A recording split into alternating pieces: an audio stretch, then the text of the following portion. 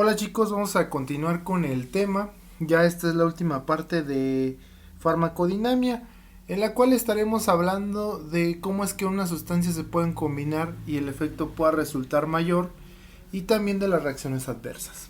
Entonces, comenzaremos por hablar de sinergismo.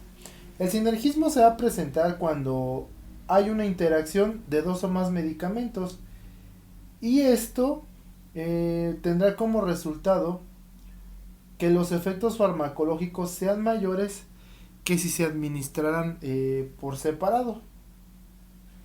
Entonces, ¿a qué se refiere el sinergismo? Bueno, como un ejemplo vamos a poner a un paciente con esquizofrenia. Un paciente con esquizofrenia utilizará como tratamiento eh, los antipsicóticos.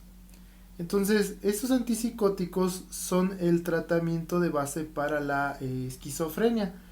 En algunas ocasiones, la esquizofrenia, pues dependiendo de qué tipo sea, se puede relacionar con una situación con síntomas depresivos. Entonces, cabrá la posibilidad de, además del tratamiento, agregarle un antidepresivo para mejorar la situación del paciente, para tratar esa enfermedad.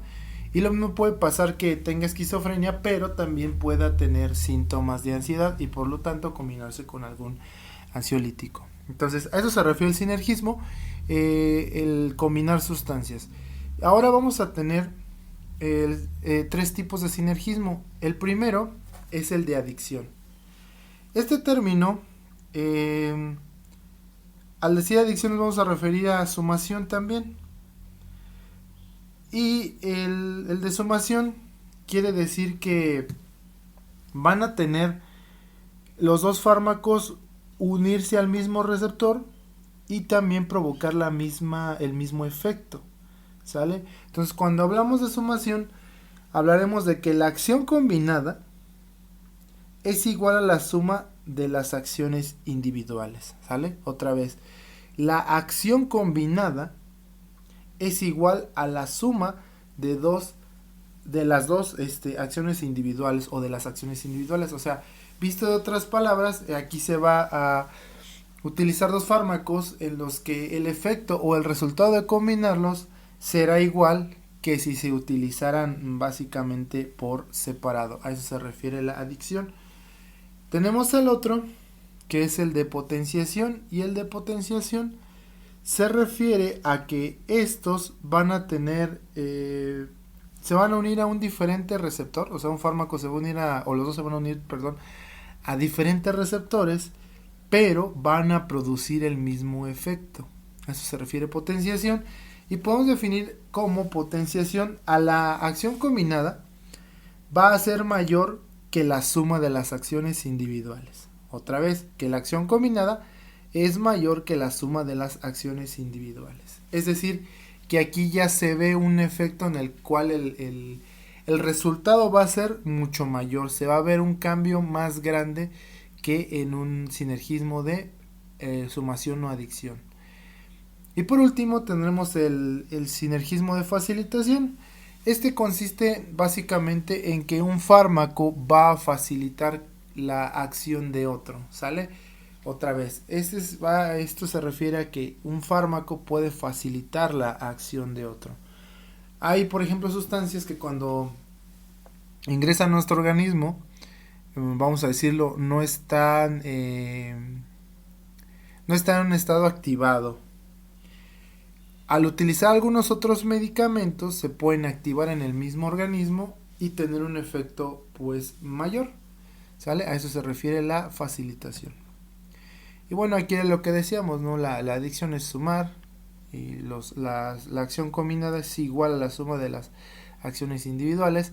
Y el de potenciación, que decíamos que la acción combinada va a ser mayor que la suma de las acciones individuales, ¿sale? Entonces a esto se refiere.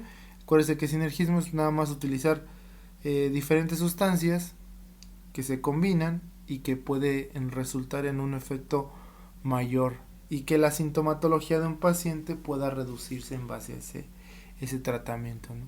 Como ejemplos pues hay muchísimos. Y ahora sí vamos a entrar a reacción adversa.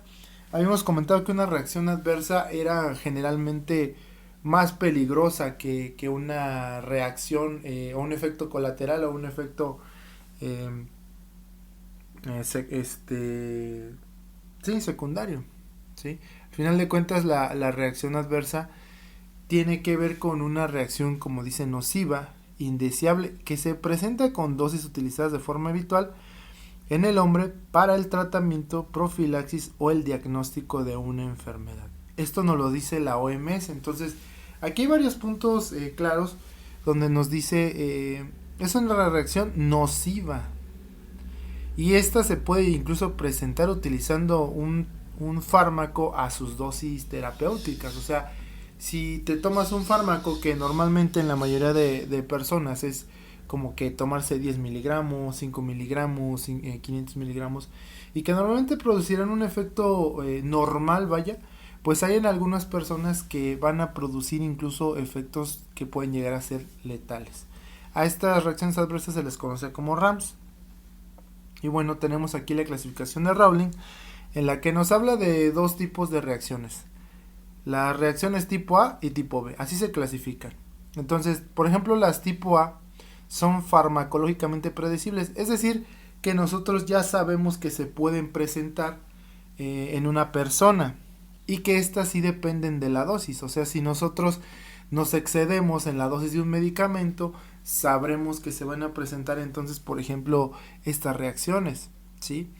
Estas pues sí tienen una incidencia, o sea, se van a presentar de una forma muy elevada y también, bueno, pues la característica es que tiene una mortalidad baja, afortunadamente. Y en el tratamiento bastará con que se ajuste la dosis para que no se lleguen a presentar. Y por otro lado tenemos una respuesta, o una clasificación en el tipo B, en la que no podemos predecir. Segundo, en la que no son dependientes de la dosis, o sea que se puede presentar con la dosis mínima, con la dosis terapéutica o incluso con la dosis máxima, o sea, no importa ahí. Afortunadamente estas se presentan de una manera más baja, pero eso sí pueden llevar a la persona a la muerte. Y el tratamiento, básicamente lo que se tiene que hacer en esos casos es la retirada del fármaco. Entonces esa es la clasificación que nos habla de que hay dos. Una que es una respuesta exagerada del organismo y otra que es una respuesta muy peculiar, que es decir, es específica para solamente un pequeño grupo de personas.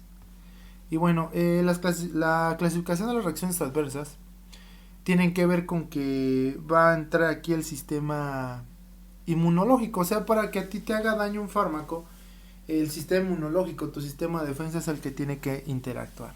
Entonces, no es la intención de que se aprendan todo esto de las que cada una en qué, porque pues que carácter citotóxico, inmunocomplejos, pero sí que tengan que va a ir de una reacción que va a ser inmediata hasta la más tardía, ¿sale? Por eso se les clasifica tipo 1, tipo 2, tipo 3, tipo 4, dependiendo también en el tiempo en el que se van a presentar. Por lo tanto, las primeras son las que normalmente luego aparecen de una manera inmediata, ¿sí? Como por ejemplo cuando yo me tomo un medicamento y resulta que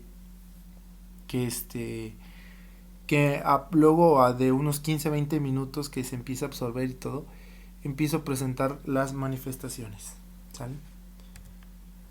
Y dentro de estas de las reacciones que no son predecibles, o sea, tipo B, vamos a tener las reacciones alérgicas. Una reacción alérgica es una reacción de naturaleza inmunológica, como ya hemos visto, ya que el fármaco o sus metabolitos adquieren carácter antigénico. A esto se refiere con que nuestro cuerpo lo va a detectar como algo extraño. Entonces va a empezar una pelea entre el sistema inmunológico y el fármaco. Entonces, cuando empieza esta reacción, van a tener manifestaciones como el salpullido, algunas otras personas experimentan enrojecimiento, otras dolor abdominal, vómito, que empiece a cerrarse la garganta, sudoración, taquicardia y puede incluso llegar a presentarse la muerte. Estas, para que se den, requieren un contacto sensibilizante previo con el mismo fármaco u otra estructura parecida y un contacto desencadenante que provoque el antígeno anticuerpo. Es decir, estas reacciones alérgicas normalmente se dan cuando la persona ya en un tiempo ha utilizado mucho un tratamiento, mucho, y de repente se hace alérgico a ese fármaco, ¿sale? Y eso pues tiene que ver porque pues previamente ya se había estado en contacto con esa sustancia y por eso se desencadenó este proceso. Ahora, también tenemos una reacción idiosincrásica que generalmente esta es de naturaleza genética, es decir, ya muchas personas vienen con esa capacidad de desarrollar una reacción adversa, sí, un efecto indeseable con un fármaco, a pesar de no de haber no estado expuesto a esa sustancia con anterioridad. Esto pasa de manera afortunadamente muy reducida, pero sí hay personas que jamás, o sea, en su vida han probado un tratamiento y de repente cuando se administran, aunque fuera una dosis pequeña, les vuelvo a decir, aparecen estas reacciones adversas. Entonces, esta reacción idiosincrásica, les decía, es cuando vienen ya determinados genéticamente, ¿no? Que no se sabe. La otra, pues, sí tiene que ver con el contacto previo de la sustancia, esta no. Y tendremos también algo que se llama teratogénesis. Muchos fármacos no se pueden utilizar en la mujer gestante porque provocan una alteración ya sea de tipo morfológica, bioquímica o funcional en diferentes aparatos y sistemas, ¿no? Estas pues alteraciones que se producen pueden ser mayores o pueden ser menores. Entonces, cuando alguien más bien utiliza un fármaco teratogénico, pues hay que tener en cuenta de que ese puede producir malformaciones o alteración del funcionamiento de diferentes estructuras o tejidos, pues.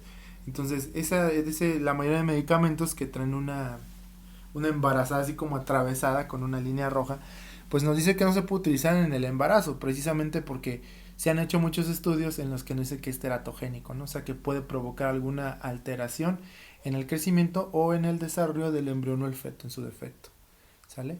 Entonces, que quede entendido principalmente que es una reacción adversa, que quede entendido cuál es su clasificación y también pues que de las reacciones que son las que no podemos predecir son las reacciones alérgicas y también las idiosincrásicas.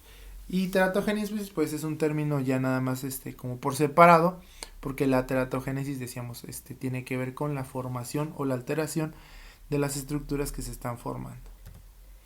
Y para finalizar podemos decir que la mayoría de los fármacos van a actuar de maneras diferentes, pero básicamente en 4 situaciones. Va a ser inhibiendo, estimulando las células, destruyéndolas como en el caso de algunas sustancias o reemplazando determinadas sustancias, ¿no? Entonces son los efectos que van a tener básicamente en una célula: la inhibes, la estimulas, la destruyes o incluso puedes reemplazar determinadas sustancias, decíamos, no lo de los agonistas. Entonces pues eso sería todo en cuanto a farmacodinamia, es lo más importante que ustedes deben de saber. Este es un tema pues también algo largo, pero con esto que ustedes puedan aprender es lo necesario para entenderlo. Pues les agradezco su atención, chicos, espero que tengan un bonito día, nos vemos.